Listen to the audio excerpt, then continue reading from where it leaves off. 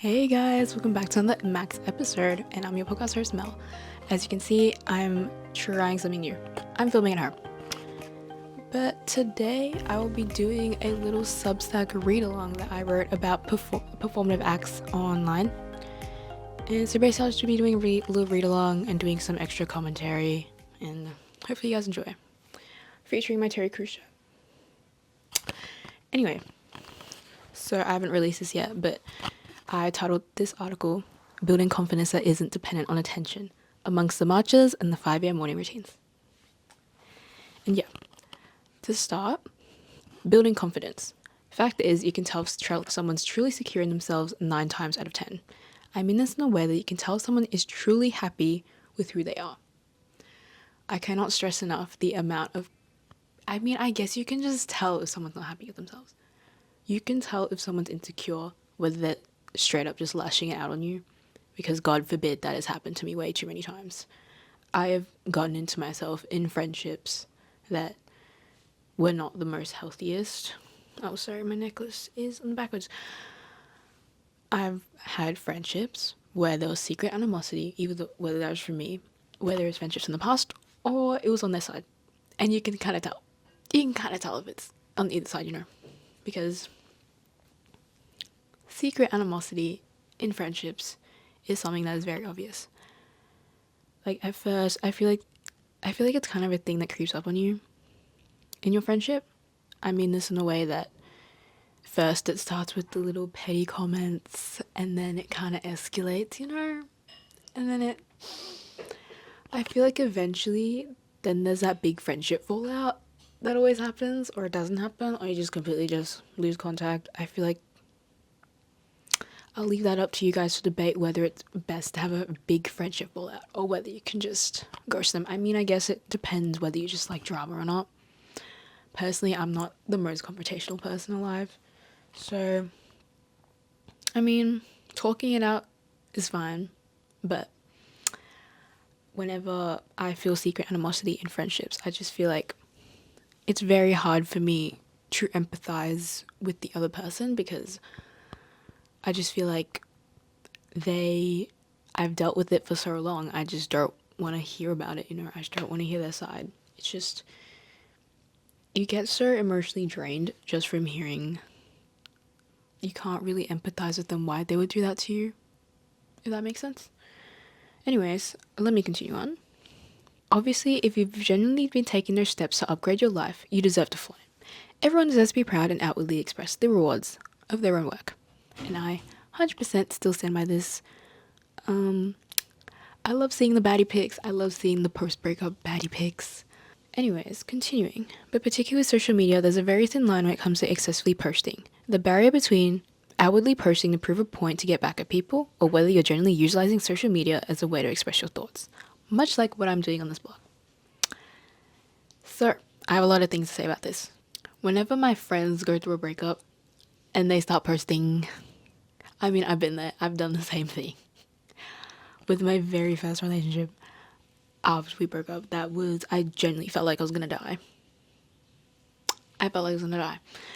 And social media was, back then, my only way of communicating my feelings, because I do not like talking to people about breakups. In general, I don't really talk about my relationships with my friends unless it's like a breakup or very serious. But I've never really been that person to just, oh, my man. No hate to people that do that. If you love your man, you love your man. But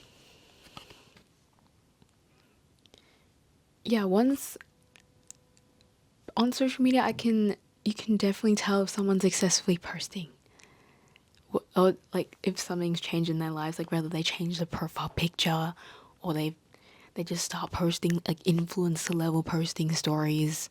I feel like it's so obvious. It's so obvious. But once it's been like, say, how long does it take to get over a breakup? Around 6. It depends on the person, but personally I say about 6 months. on average. But say it's been 6 months and you're glowing, you're there, you're healed, 100% done, 100% focused on you. Then depending on what you post, you can genuinely see if someone's happy. Even if it's real life or online, you can genuinely see if someone's happy. And that is one of the best things that I love to see in my friends. Continuing. Hold on. I've kind of already mentioned this. It's embarrassing. Okay, that doesn't really make sense. Let me sidetrack that. We've all been there, purposely posting something to get that one person's attention. But from my experience, it becomes an addictive habit that you can't stop. From my case, this is definitely true. I've experienced this. I mean, now I just post because I feel like I've been posting my whole life, so I kind of feel like posting's... How do I explain this? I feel like posting's kind of a regular thing for me. Like, I don't really think about what people think, what people say if I accidentally post, because I just use my Instagram as my online diary. So, who cares? It's my account. They follow me. Who else is gonna say? Who else can get annoyed at what I'm posting? Just unfollow me. Anyway, quite frankly, it's embarrassing. It's completely human, but it's embarrassing. So, yeah, linking what I said before, you can tell if someone's excessively posting to get back at their ex. Continuing, I feel like a dominant narrative online today centers around female empowerment, as it should, in terms of gaining your own independence and building a life for yourself outside of relationships and overall having that it girl persona. I'm talking about like the Maddie Perez mentality or like the Blair Waldorf persona. I'm talking the amount of people, I'm talking about that persona that equals like, oh, femme seductress, and like, oh, this is the ideal mindset you need to do to attract things in your life, to manifest things in your life. And while it is a healthier mindset to build, it definitely does promote healthy messages but sometimes the repercussions of intertwining your healing journey with your digital footprint tiptoes towards performativity. By the way, I don't know if performativity is a real word or whether I used it correctly in the sentence. But anyway, I definitely do agree decentering your life from romantic relationships and focusing on yourself. I feel like those are messages that should be preached. And whenever I see it in the videos, I supporting that. I'm agreeing with all of it. But I'm talking about with some people, I feel like when you're posting, oh, I'm doing so much better, I'm healing, I'm posting you're posting it all on your story, I feel like you aren't really healing. I have more to say on that, but let me continue. Sorry, I'm getting really off track. I'm trying something new, so there's gonna be some bums on the road. I'm talking about the matchas, the 6 a.m. yoga routines, the 20-step skincare, and the 50 daily supplements. No hate to people who do that, but I'm just painting a picture. Although all of these things do improve your well-being, it's slowly becoming acts of health trend performances. As in, when you post these things, you're perceived as a health-conscious person. I mean this in general, health, fitness influencers, I feel like it's been really hard for me to find a health fitness influencer that isn't the same as every other health fitness influencer, if that makes sense. Like, I feel like they kind of all just do the same thing. Like, they don't really show... personally, if I like an influencer, I like them because of their personality, I like them because of their humor, the way they speak, and yeah, if they're funny. Like, that's like the number one thing I like in an influencer, if I want to actively follow them. But I feel like with health influencers, it's all just like... I feel like it kind of revolves around looks maxing. Like, oh, I do this, I do my 5 a.m. yoga routine, I do Pilates at 7 a.m. on the beach, and then I go for my run and I post it on Strava, and I just hate that. Like, I mean, no hate. I mean, all the hate, but I respect that. I respect them doing that. But like, I don't want to hear about it because it's just unrealistic. Like, I'm sorry. I mean, there is people like this, but like, in general, it's just unrealistic and it's unrelatable. And maybe that's why I don't like it, because it's unrelatable. Anyways, ask yourself this. Would I still be bettering myself if I didn't have to prove anything to anyone? This is a tough question. But do you necessarily need to go offline for a while in order to heal? I think so. Okay, I'm reading back in this article and I'm low-key going all over the place because I literally read this last night. But I guess I'm kind of talking about in the context of, I think you do need to go offline for a while in order to heal. And I think that you should spend some time online if you're going through a breakup or you're doing something else. Or like bettering yourself in general. Maybe it's not because of a breakup. But I think you need to get off that screen time. I think you need to lessen your screen time if you want to heal, because when I had access to social media and I was going through my earth-shattering breakup, it did not help one bit. I think in general it just worsened everything. Don't mind the background noise if this mic picks up anything. I think my family's doing something. Anyway, I think spending time learning how to be by yourself after a breakup is so important. I think, because in life, you're gonna be by yourself. Even though you're surrounded by people, no one is gonna be as conscious about yourself as you, if that makes sense. Like, no one's gonna care more about you than you do. I'm speaking about this in general, okay? Like, also, this is not professional advice. Disclaimer. I probably should have said that at the start. But anyway, yeah, I think it automatically depends on how comfortable you are with sitting yourself. Oh my god. In all honesty, 70% of the time in situations where I've wanted to better myself have been out of pettiness. Okay, I'm kind of contradicting myself, but I feel like the only good situation where you want to better yourself is because it's out of pettiness. I mean, I guess that's kind of every case, but I'm talking about I guess I'm talking about like a kind of like an Elwood situation, you know, like how her boyfriend's just like how her ex-boyfriend's just like, oh, you can't to Harvard Law, and and then she gets in, and then like that's what I'm talking about, you know.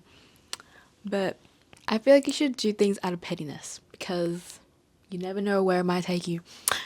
Like, I chose my uni because I didn't want to go, because everyone else in my high school went to another uni that I was supposed to go to, but then I decided on my uni now because purely for the reason because everyone else was going there and I didn't really like anyone in high school, so I chose my uni now.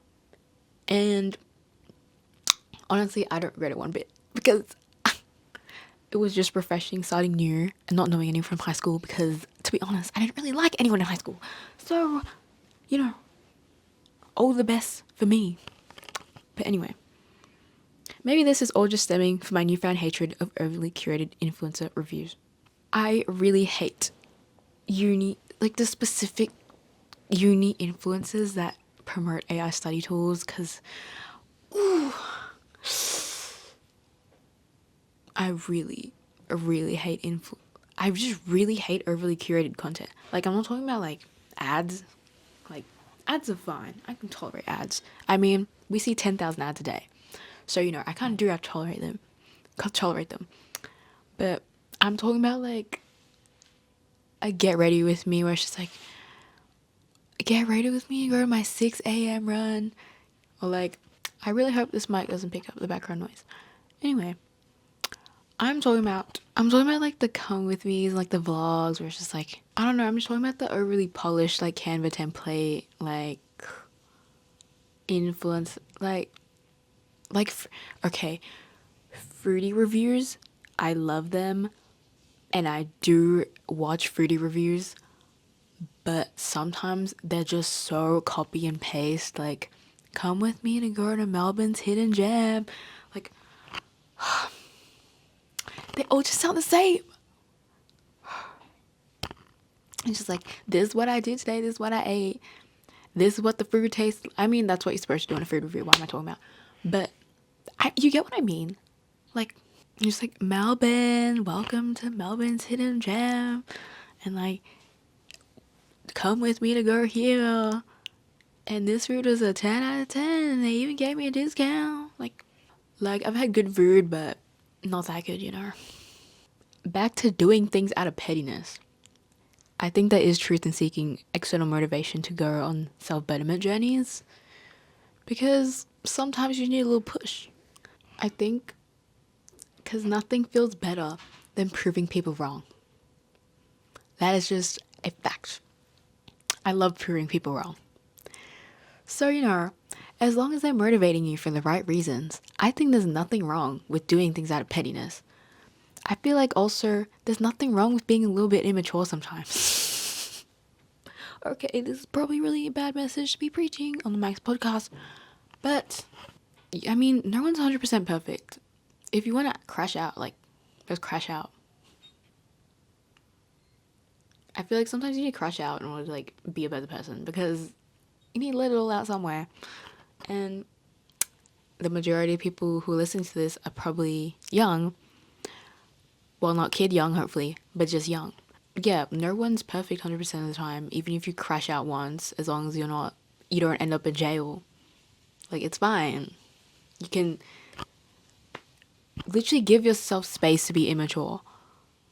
I mean, not all the time, you still have, like, rent bills and stuff, probably, but I'm talking about, it's okay to be immature. You don't have to be the bigger person all the time.